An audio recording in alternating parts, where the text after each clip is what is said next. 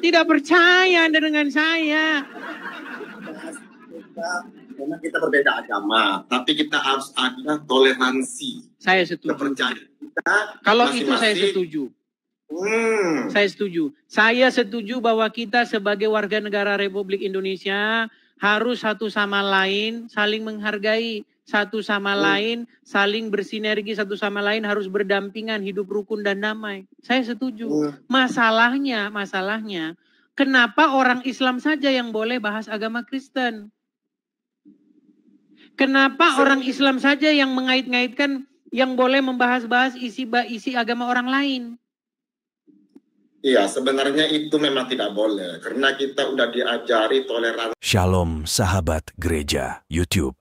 Puji Tuhan berjumpa kembali di channel kesayangan kita ini, yaitu Gereja YouTube. Di kesempatan yang diberikan Tuhan Yesus ini untuk melayani Tuhan Yesus dan terus membagikan kesaksian-kesaksian yang sangat luar biasa dan pastinya bisa menjadi berkat bagi saudara. Yang pada saat menonton video ini, pastinya dengan tamu spesial. Jangan lupa dibagikan di grup-grup rohani, dimanapun kita aktif bermedia sosial, dan bagaimana kesaksian beliau selengkapnya tentu akan sangat menarik sahabat gereja YouTube. Mari kita sambut dengan sukacita. Yuk kita simak dulu videonya. Muslim yang berilmu, jangan muslim yang asal ngomong. Baik, kita kasih naik ada Nur Fajri.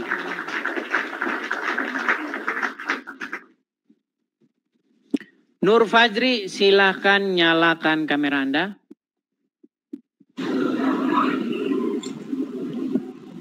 Nur Fajri. Ya. Silakan nyalakan kamera Anda. Tadi sempat menyalakan kamera, tapi langsung saya turunkan gara-gara lama. Ya, silakan nyalakan kamera. Ya, boleh. Tolong dibantu, Bang. Bantu dari sini. Sudah?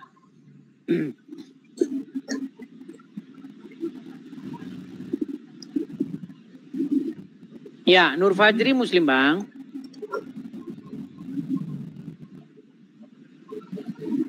Alhamdulillah Muslim. Waduh, malah ngaca aja dia ini. Bang, udah ganteng, udah. Ya, apa yang mau Anda utarakan?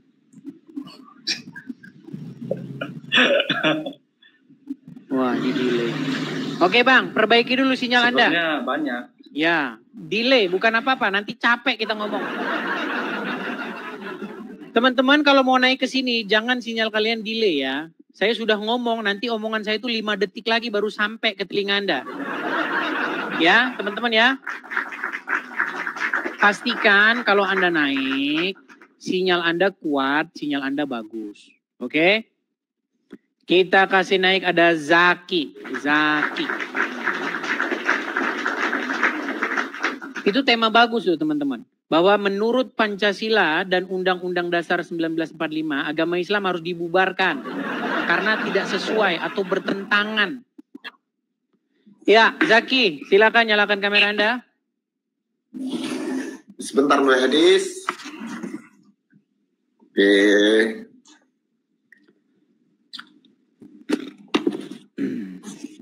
Nah, apa ceritanya? Ya, Zaki, tadi tema kita sudah sampai kepada agama Islam bertentangan dengan Pancasila dan Undang-Undang Dasar. Makanya, sesuai dengan Pancasila dan Undang-Undang Dasar, maka agama Islam itu seharusnya dibubarkan saja. Karena merongrong kedaulatan NKRI. Kenapa pula dibubarkan? Karena ingin mengganti dasar negara kita Pancasila dan Undang-Undang Dasar 1945.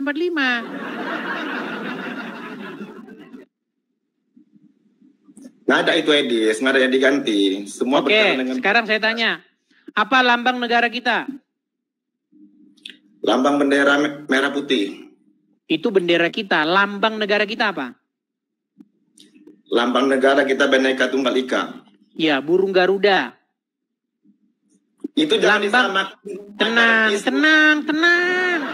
lambang negara aja nggak tahu.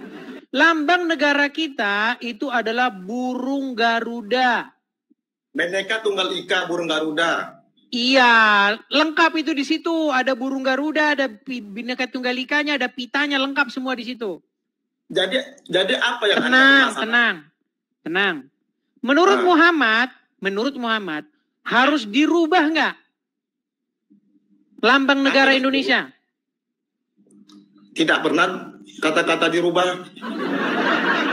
Coba, menurut ajaran agama Islam, bolehkah membuat gambar atau patung makhluk hidup? Tidak boleh kalau dibuat di rumah. Bentar, tenang. Pergi ke kantor, sebentar. Pergi ke kantor-kantor negara. Pergi ke kantor-kantor yang mengurusi urusan-urusan negara.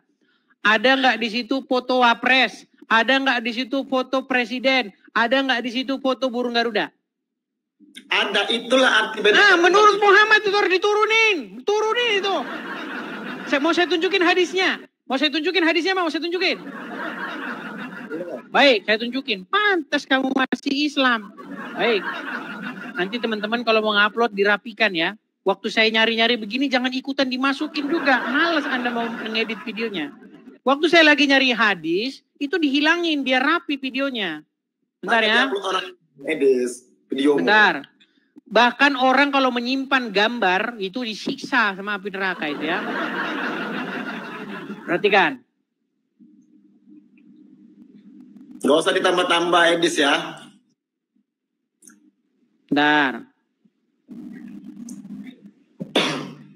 Saya akan tunjukkan kepada kalian bagaimana ada sebuah hadis supaya tidak boleh ada gambar-gambar atau patung-patung makhluk hidup.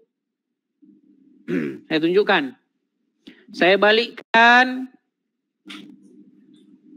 Baik.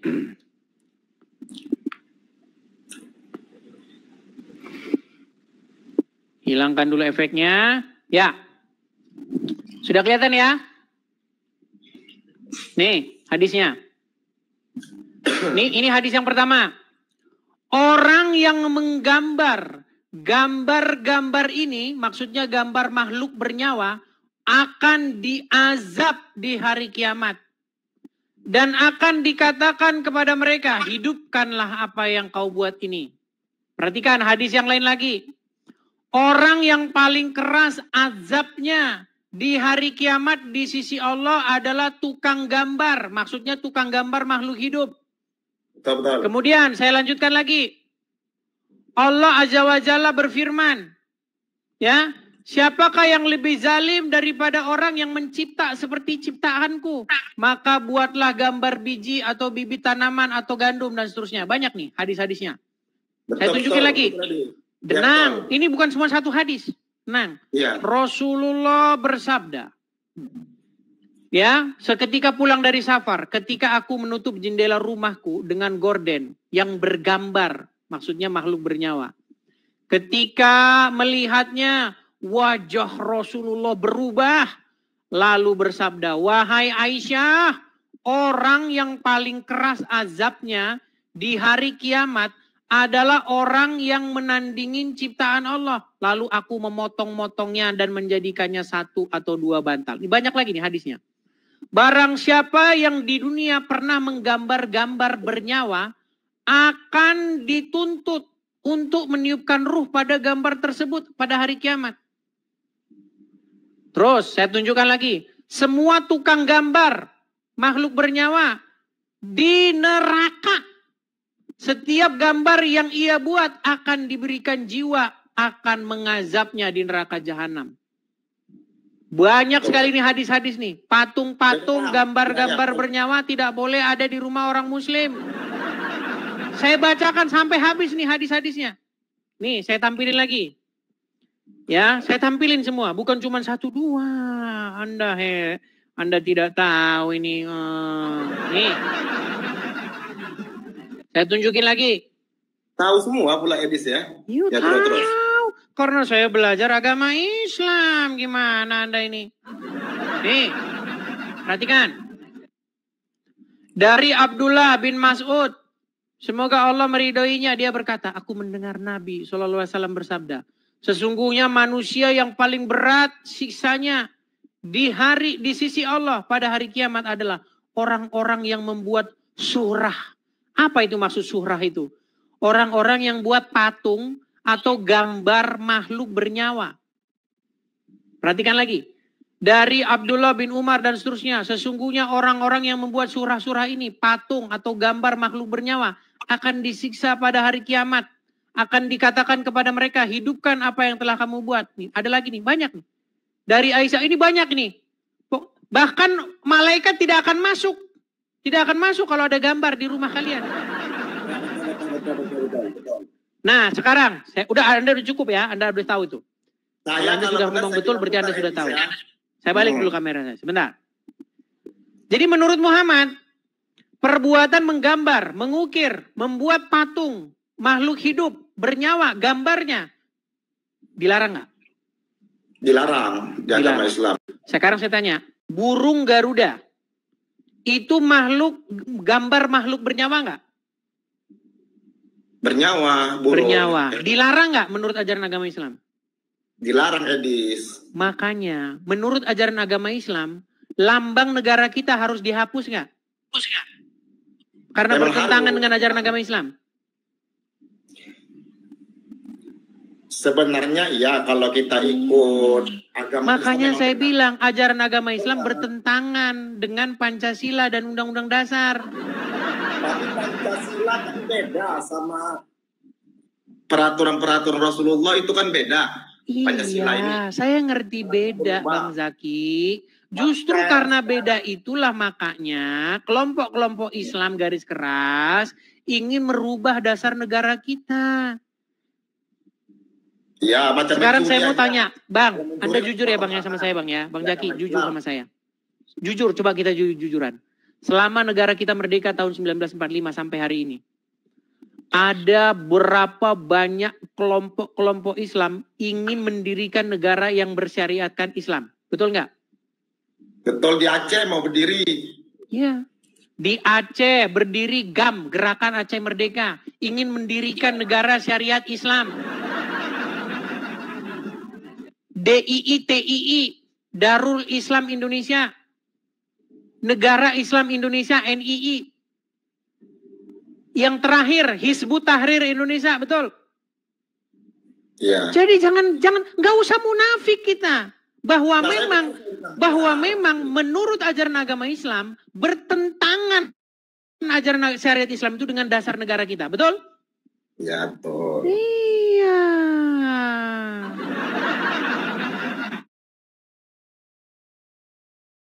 Itu dengan dasar negara kita, betul? Ya, betul. Iya. Lain agama Islam harus dibubarkan, salah. Yang benar menurut Pancasila, agama Islam yang harus dibubarin. Oh, nggak bisa kayak gitu. Nggak bisa. Mana?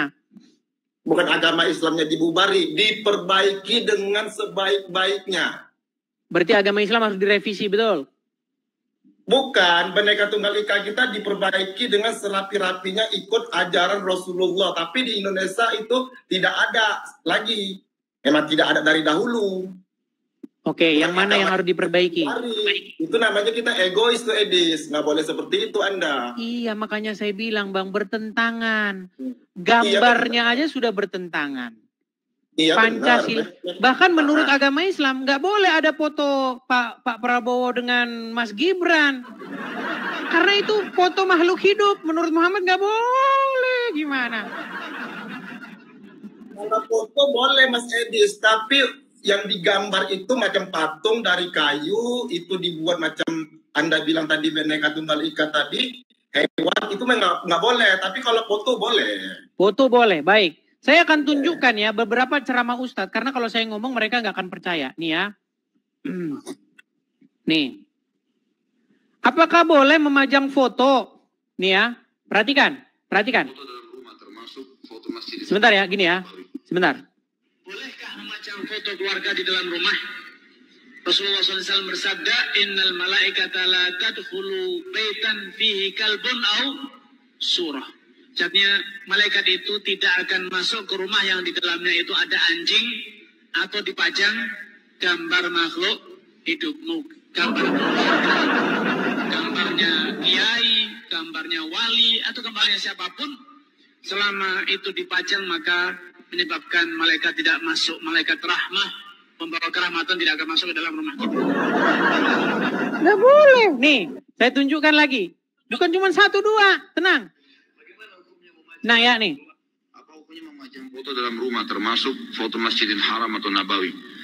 Saya sudah pernah bilang, kalau foto yang berjiwa, ya, manusia, hewan, jin, ya, ulama masukkan jin dan juga masukkan malaikat di sini. Kalau 4 makhluknya Allah ini, maka tidak boleh, gitu kan, dipajang. Karena memang ada hadits Nabi SAW, rumah yang terdapat gambar yang berjiwa tidak akan dimasuki oleh malaikat, gitu ya. Jadi kalaupun darurat antum punya foto di rumah, maka minimal sekali taruh di album, kapan butuh baru dibuka, gitu ya. Seperti itu. Karena memajangnya punya hukum sendiri, dan antum bisa kembali penanya ke buku yang pernah saya bawa, judulnya Rumah-Rumah yang Tidak Dimasuki oleh Malaikat. Itu bisa dilihat, insya Allah. Apa hukumnya memajang foto dalam rumah, termasuk foto masjid? Nggak boleh, Bang. Jadi kalau orang misalnya taruhlah dia camat atau bupati Muslim, nggak boleh ada di situ foto Pak Prabowo sama Mas Gibran, nggak boleh. Nggak boleh. Iya, menurut Muhammad nggak boleh. Tidak akan masuk rahmat ke rumah, ke kantor bupati itu. Makanya saya bilang, Bang, ribet Bang. Anda jadi orang Islam tuh ribet, ruwet. Nah, bilang, saya ngomong itu bukan asal-asal ngomong saya itu. Nggak mungkin saya itu asal cuap-cuap, nggak mungkin. Saya itu belajar 13 tahun, belajar agama Islam. Jadi kenapa Anda nggak masuk Islam? Udah paham? Karena saya tahu tidak mungkin agama itu benar. Bayangin cuma, tidak boleh ada foto di rumah. Buat apa orang nyipta-nyiptain itu kamera? Buat apa ada kamera di HP-mu? Bang, sudah saya bilang, jika kamu dalam 1 malam saja mau belajar, sungguh-sungguh ingin tahu tentang agama Islam, Anda buka hadis, Anda buka Al-Quran, maka percayalah, besok pagi ketika matahari terbit, kamu akan panggil tukang loak, dan kamu akan suruh tukang loak itu mengangkat Quran dan hadis dari rumahmu. Bawa ini, bawa sana, buat bungkus kacang. Oh, tidak percaya. Mari ambil bagian dalam pelayanan mulia ini. Central Kristen Indonesia sedang berjuang bagi gereja-gereja di pelosok yang sulit mendapatkan keadilan dalam beribadah. Padahal konstitusi sudah jelas menjamin kebebasan itu. Banyak saudara seiman kita harus beribadah dengan penuh rasa takut, bahkan tanpa rumah ibadah yang layak. Kita tidak bisa diam melihat mereka berjuang sendirian. Jadilah saluran kebaikan. Dukung pelayanan Central Kristen Indonesia melalui BRI 042 130049 9650 AN Central Kristen Indonesia. Setiap rupiah yang Anda berikan akan menjadi dampak nyata bagi mereka yang membutuhkan. Mari kita manfaatkan platform seperti YouTube untuk menghadirkan perubahan, pengharapan, dan terang Kristus bagi Indonesia. Doa terbaik untuk seluruh saudara gereja YouTube yang telah dan akan ikut ambil bagian. Tuhan memberkati. GPU. Oleh negara, malah difasilitasi. Loh, nih saya tunjukkan gambar. Saya berikan gambar. Anda tahu ini siapa? Tahu ini siapa dan ini siapa? Tahu nggak? Itu Zakir Naik. Siapa? Zakir Naik dengan siapa? JK tuh. Ya, Pak Yusuf Kalla sebagai wakil presiden di Istana Wakil Presiden. Lihat logo ini yang kuning ini. Ini lambang sekretariat negara ini. Ini foto bukan foto diambil di rumah pecel lele ya. Ini bukan ini. Tapi ini gambar di Istana Wakil Presiden. Istana yang kita bangun dengan keringat kita. Ya, tulang punggung kita sampai sakit encok bayar-bayar istana ini. Kerja siang malam kita banting tulang buat bayar pajak ini, diriin negara ini, istana ini. Nah, dengar, coba ya. Istana negara yang seharusnya digunakan untuk kepentingan-kepentingan negara dipakai untuk menyambut seorang ulama Islam. Namanya Jakar Turun. Apa yang Jakar Turun bahas di Indonesia? Saya tanya Bang, Zakir Naik ngomong apa sih di Indonesia? Apa yang dia bahas? Banyak dia bahas masalah kitab, Al-Quran.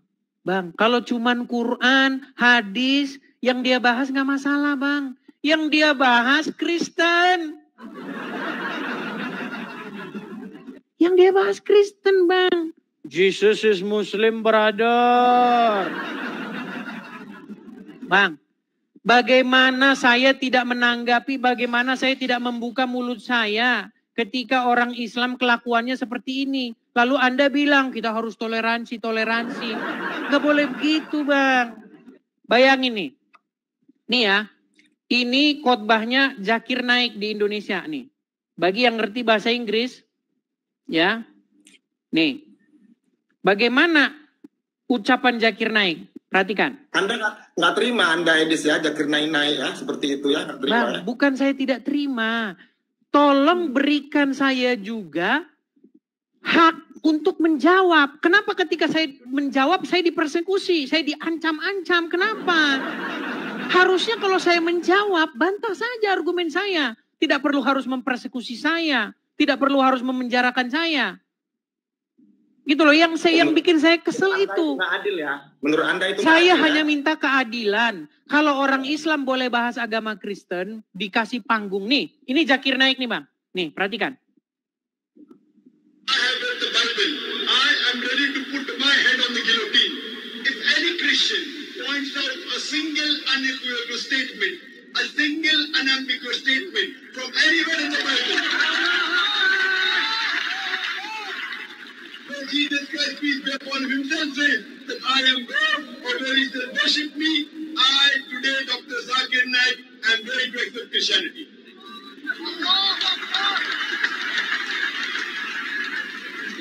Nih, saya akan tunjukkan lagi Bang ya. Nih, saya balik dulu, saya perbesar ya, sebentar. Gimana cara memperbesar ini? Aduh, sebentar ya. Oh, ini harus dirotasi dulu ya. Sorry, saya agak ini. Mana rotasi HP nih? Kalau muter biar ini. Sabar. Gimana? Saya bahasa Inggris. Bahasa Indonesia. Iya, ini biar saya artikan. Sabar. Ini bagaimana caranya ini? Aduh, bentar. Sebentar. Tolong sabar, beri saya waktu sebentar, sejenak ya. Ini cara baliknya. Ini dia, saya balik dulu ya. Saya balik.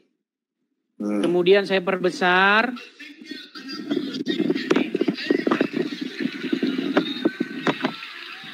Saya balikkan dulu kamera saya. That I am God, or where he says worship me, I today, Dr. Zakir Naik, am ready to accept Christianity.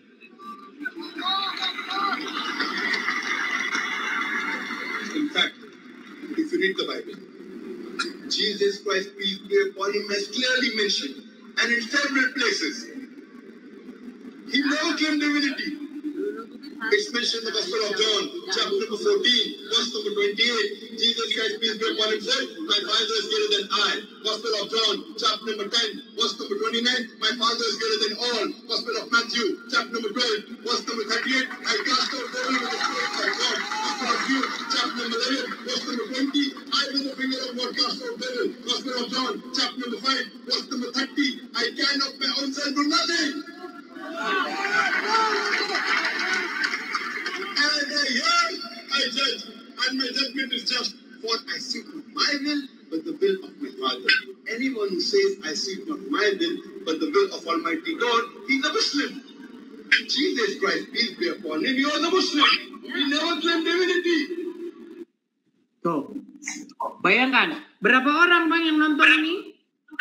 Dan nih ya, saya perbesar lagi. Dan nih. I am ready to put my head on the guillotine.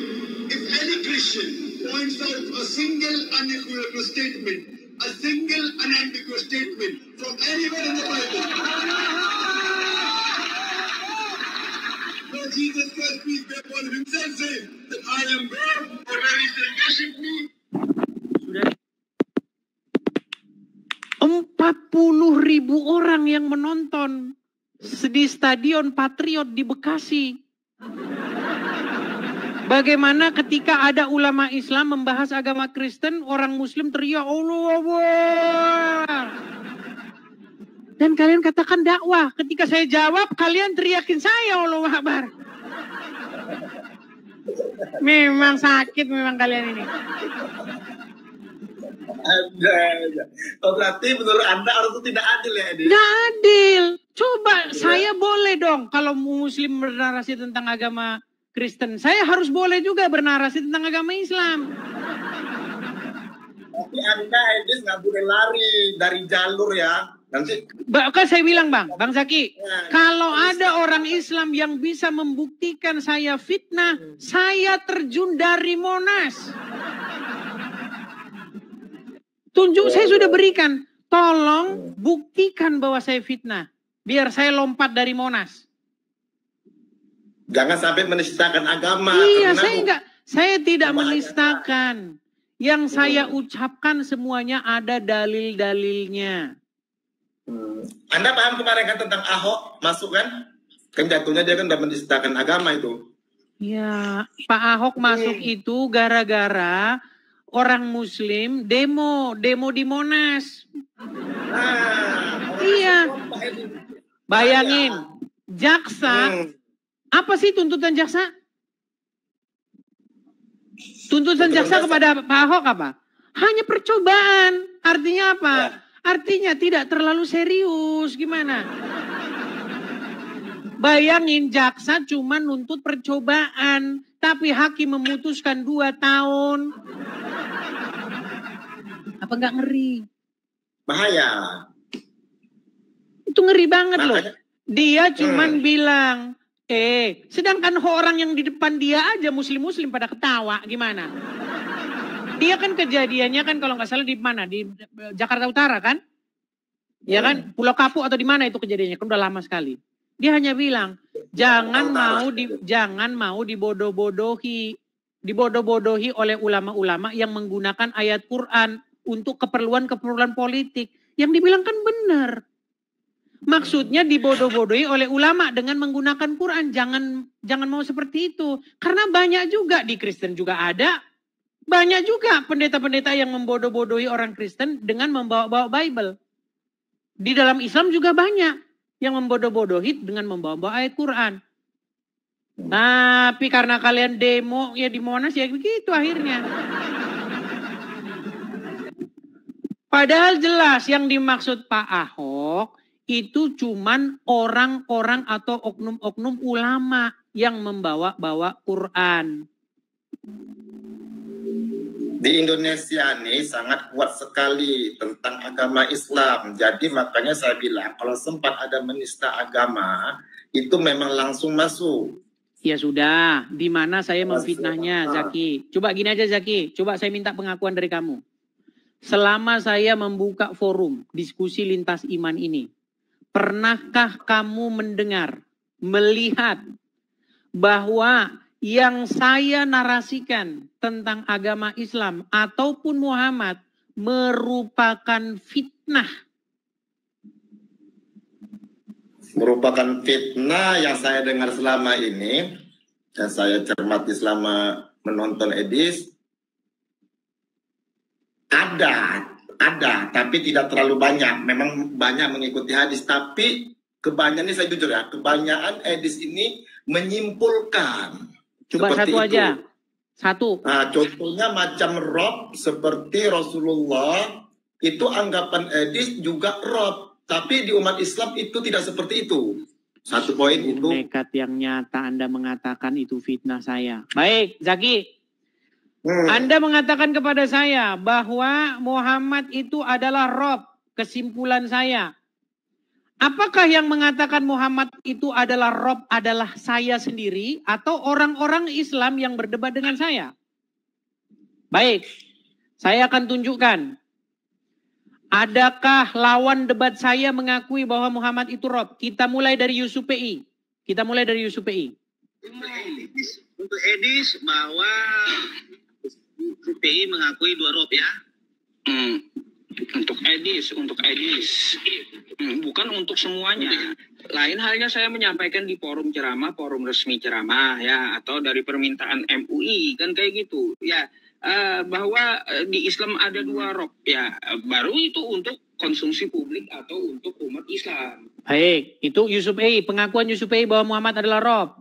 Pengakuan Daman Al-Mantiki, seorang pentolan APII asal Aceh.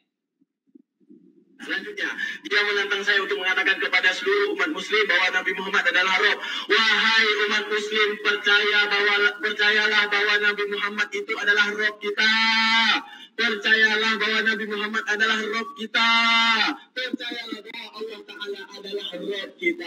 Oke, 2 ya rob kalian, Allah dan Muhammad. Terus, pernyataan lagi dari Ar-Rasyid. Perhatikan, apakah Ar-Rasyid mengakui bahwa Muhammad adalah robnya orang Islam? Perhatikan. Salam. Agama apakah yang robnya adalah mayat? Kami. Agama apa? Islam. Siapa lagi? Pendebat-pendebat Muslim yang berdebat dengan saya, yang mengakui Muhammad adalah robnya. Jadi yang bilang Muhammad rob itu bukan saya, tapi Muslim lawan debat saya sendiri. Perhatikan, Tasik Ngaji, seorang YouTuber dengan 1 juta subscribers. Belum berdebat dengan Edis TV, Tasik Ngaji akui Muhammad adalah rob. Rob itu artinya Tuhan. Dan orang Islam itu mengakui bahwa Muhammad itu robnya. Ya, yang terakhir yang mengakui Muhammad itu robnya, bahkan sebelum berdebat dengan saya adalah orang ini. Nabi Muhammad bisa dikatakan roh. Ini namanya. Jadi berhenti. Anda menuduhkan kepada saya bahwa tidak ada orang Islam yang mengakui Muhammad itu robnya. Itu tadi siapa itu berbicara untuk Anda, Edis, Isupi. Mengatakan rob itu untuk kamu saja, tapi bukan di forum-forum ceramah saya. Karena dia takut. Karena dia takut kalau mengatakan Muhammad rob nanti hilang penontonnya.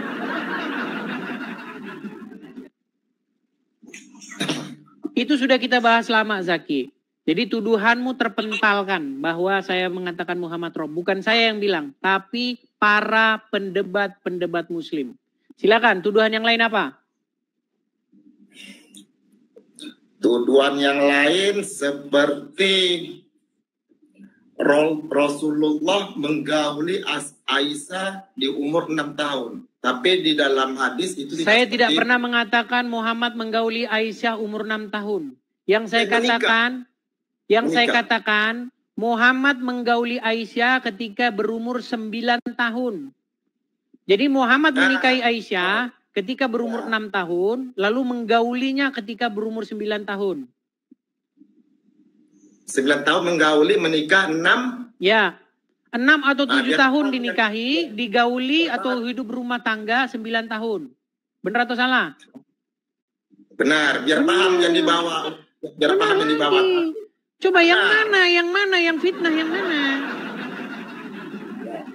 Di dalam ajaran agama kami, Zaki. Saya lihat forum-forum lain, Edis, makanya saya lebih suka menonton ini. Saya lihat forum-forum lain, banyak dia menyimpulkan terlalu dalam, bilangnya menikahi 6 tahun, menggauli 6 tahun. Bukan, tidak benar.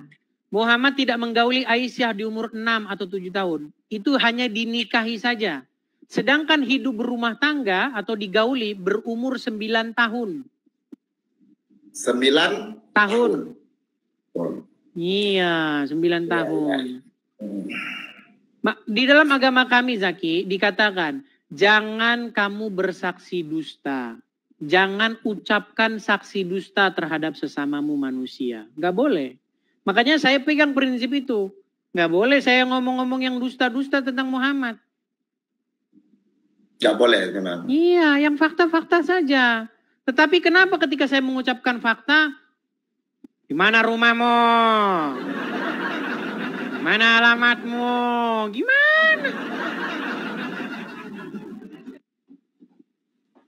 Kita nih, Edis, saling, ya saya berbicara sedikit. Kita nih saling menghargai sesama manusianya utama ya, terutama sesama manusianya, saling menghargai satu sama lain, saling damai, jangan ada pertengkaran, pericukan. Bang, saya di luar acara ini, di luar acara begini, kalau saya ketemu teman-teman saya yang muslim, ketemu saudara-saudara saya yang muslim, saya suruh masuk rumah makan. Makan kita, makan enak. Mau makan apa? Oh, jangan tanda tanya. Tapi makan ini babi ya? Oh, tidak dong. Karena saya tahu bagi muslim babi itu haram, tapi kalau kepepet boleh. Iya. Kepepet boleh. Iya. Contohnya kepepet di saat di hutan sudah nggak ada lagi yang mau dimakan, nggak mungkin batang kayu dimakan, betul? Ya, artinya muslim boleh makan babi kalau kepepet, betul? Boleh tiba meninggal. Boleh. Kalau kepepet udah nggak ada lagi yang mau dimakan, itu juga diajari juga, itu memang ada seperti itu. Oke lah, Zaki. Baik, karena mudaratnya banyak seperti apa kan? Mudaratnya seperti kalau kita meninggal kan mudaratnya kan lebih parah. Lebih baik kita makan babi, jadinya kita masih bisa bertahan hidup. Ajaran Islam itu sebenarnya netral kita bilang, tapi banyak orang mempersuliti. Sebenarnya sulit, banyak orang menetralkan.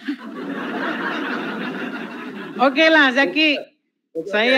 Karena saya tidak dapati Anda bisa menunjukkan satu fitnahan terhadap agama Islam, kita berikan kesempatan kepada muslim yang lain, oke? Oke, siap. Baik, terima kasih Zaki. Selamat malam. Baik, ya. Ya, teman-teman sekalian, coba. Buat saudara gereja YouTube nggak usah payah.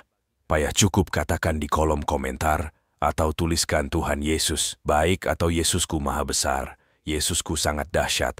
Hanya dengan menuliskan itu di kolom komentar saudara sudah ambil bagian di pelayanan gereja YouTube. Dan pastinya kami terus semangat lagi buat konten rohani. Tolong balas di komen dengan katakan Tuhan Yesus baik atau Tuhan Yesus Maha Besar. Terima kasih, itu saja mungkin video dari saya. Terima kasih saudara gereja YouTube. Jangan lupa dengarkan pengumuman sepekan ini. Tuhan Yesus memberkati. Ayo jadi berkat lewat tangan kita. Saudara-saudari yang terkasih, ada sebuah pelayanan luar biasa yang sangat membutuhkan dukungan kita. Yayasan Cipta Pelita Kasih. Tempat ini bukan hanya sekadar rumah, tapi juga menjadi sekolah bagi anak-anak yang tidak mampu bersekolah. Di sini mereka belajar, dibina, dan dimuridkan, bukan hanya secara akademik, tapi juga secara rohani. Saat ini ada sekitar 30 anak yang setiap hari mendapat bimbingan. Mereka punya mimpi, tapi terbatas oleh keadaan. Dan yang lebih menyedihkan, yayasan ini tidak memiliki sponsor tetap untuk menopang semua kebutuhan. Inilah kesempatan kita untuk menjadi jawaban doa mereka. Di bawah naungan gereja YouTube, kami berkomitmen untuk mendukung Yayasan Cipta Pelita Kasih. Tapi kami tidak bisa berjalan sendiri. Kami butuh hati-hati yang tergerak untuk bersama-sama menjadi saluran kasih. Mungkin yang bisa kita berikan tidak banyak, tapi ketika banyak tangan bergerak bersama, hasilnya akan luar biasa. Media sosial tidak hanya untuk hiburan, tetapi bisa menjadi alat untuk membawa terang dan harapan, termasuk untuk anak-anak ini yang masa depannya sedang kita pertaruhkan. Mari jadi saluran kasih. Jadilah bagian dari perubahan hidup mereka. Rekening donasi BRI 04210 1003 420566 atas nama Yayasan Cipta Pelita atau bisa melalui scan barcode di kris ini. Kebaikanmu hari ini akan menjadi dampak nyata bagi banyak orang melalui Yayasan Cipta Pelita. Mari kita gunakan platform seperti YouTube untuk menghadirkan perubahan dan harapan bagi Indonesia. Doa terbaik untuk seluruh sahabat gereja YouTube yang telah dan akan ikut ambil bagian. Tuhan memberkati. Mari bersama mendukung pelayanan Apologet Kristen. Saudara yang terkasih, kami mengajak Anda untuk menjadi bagian dalam mendukung pelayanan Apologet seperti Forum Komunikasi Pelayanan Penginjil Indonesia, FKPPI, Apologet Kristen, dan juga komunitas Kristuber, Kristen YouTuber Indonesia. Rekening donasi Bank BRI 0421 010048 7056 0 atas nama Generasi Muda FKPPI atau cukup scan barcode yang tersedia di layar. Pelayanan ini ada untuk membela iman, menguatkan jemaat, dan membawa terang Kristus di tengah dunia yang semakin penuh tantangan. Kami membuka pintu selebar-lebarnya bagi siapapun yang ingin menabur dan mendukung pekerjaan Tuhan ini. Kami tidak memaksa. Ajakan ini hanya untuk mereka yang benar-benar rindu dan merasa terpanggil untuk membantu. Dan jika saat ini saudara belum bisa mendukung secara materi, doa saudara adalah dukungan yang sangat berharga. Karena kami percaya doa yang tulus memiliki kuasa yang luar biasa.